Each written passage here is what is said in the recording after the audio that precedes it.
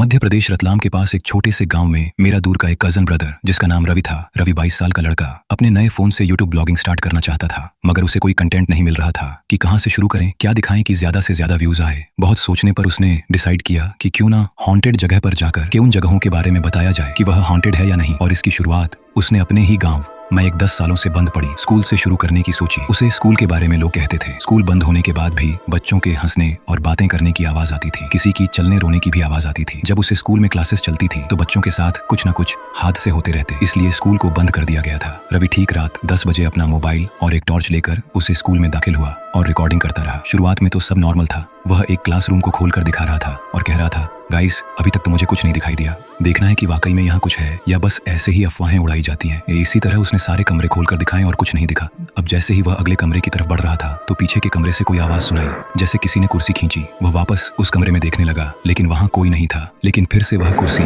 अपने आप सरकी। यह देखकर रवि चेहरे पर हवाइयां उड़ने लगी, डर से थर थर कांपने लगा। तभी दूसरे कमरे से किसी के हंसने की आवाज आई। जैसे ही उसने पलट कर देख, उसके पीछे एक बच्चा खड़ा हंस रहा था। उसका चेहरा बहुत ही डरावना था। यह सब देखकर रवि इतना डर गया है कि वहां खड़े रहने की भी हिम्मत नहीं थी। वह तेजी से भागा वहां से और सीधा अपने घर पर आकर रुका। अब शायद रवि कभी इस तरह का ब्लॉगिंग करने से तौबा कर ली।